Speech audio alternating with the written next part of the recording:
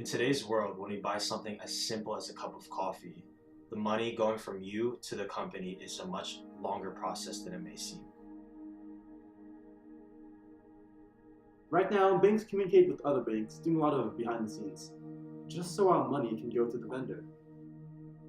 When you purchase something with a credit card, the first stage it goes through is authorization. The customer's information is sent to the company's bank to be acquired. Then the details are forwarded to the credit card network, which would then clear the payment and make a payment authorization request. The customer's bank receives the payment request and validates the credit card details. Then they approve or decline the transaction, and the response is sent back to the merchant. Finally, it goes through clearing and settlement of a single transaction. This is where the business would gather their approved transaction and send the information to the appropriate bank, which would then transfer the funds within 24 to 48 hours. The company's bank then credits the business for the purchase.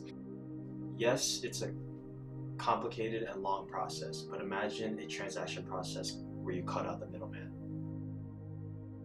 creating a one-step exchange between the customer and the company.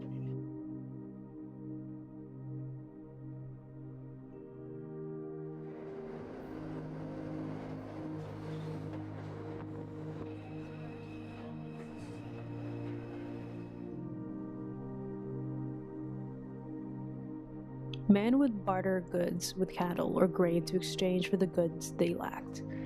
Then coins that held a specific value was created so people could trade across sea.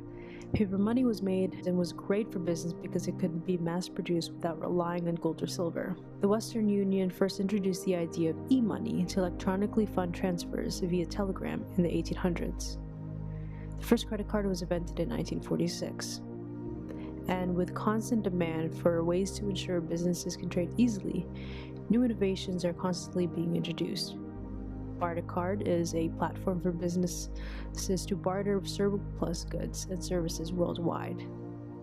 Apple Pay allows iPhone users to pay for things with their phone, and Bitcoin was the first decentralized cryptocurrency, which means money flows in a network called blockchain, and it is not controlled by any bank or any government.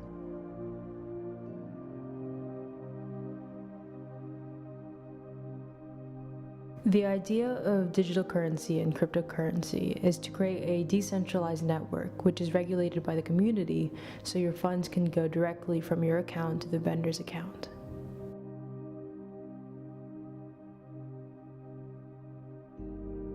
The benefits of digital currency is that our world could become a completely paperless economy. And with the internet becoming progressively faster, we can make payments between each other instantly, without having to wait for long pending times through banks.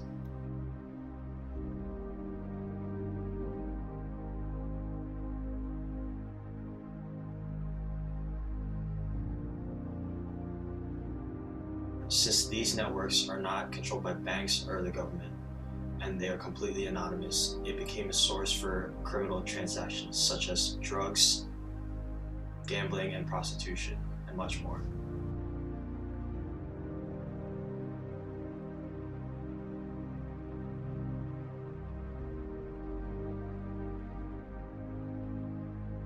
Another problem that arises is how people are using these types of currencies.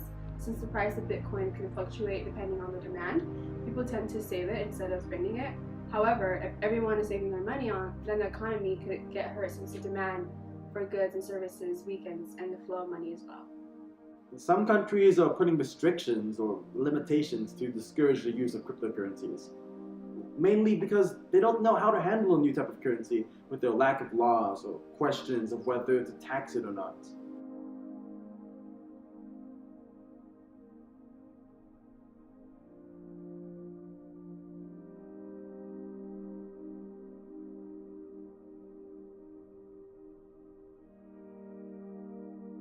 The solution to these problems could be to regulate networks enough to make it safe for criminal transactions, whether that's through intense monitoring or safe authorizations.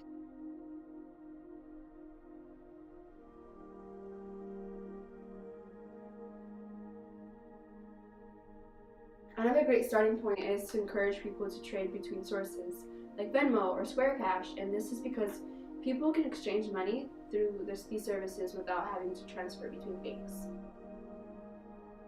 Another great step forward would be for businesses to start implementing these services by providing the opportunity for a different form of payment. Eventually, as smaller services of money exchange take off, they would grow from individually based to internationally based, allowing people to trade money on platforms like Venmo or Square Cash to people across the world. Governments shouldn't completely reject the idea right away just because they don't have laws for it. They should adjust to the changing world because digital currency is here and will most likely not disappear. I do think Bitcoin is not as sustainable as it could be, but also it is one of the first types of cryptocurrencies to appear, and it could be a good starting point to learn from. We already see big name companies like JP Morgan take a step into the cryptocurrency world as they took elements of Bitcoin's format and adjusted it to fix some of its flaws. The JPM coin is also a form of money exchange that takes place instantly. And the biggest difference is that it is equivalent to the $1. Therefore, it would not be able to fluctuate like Bitcoin.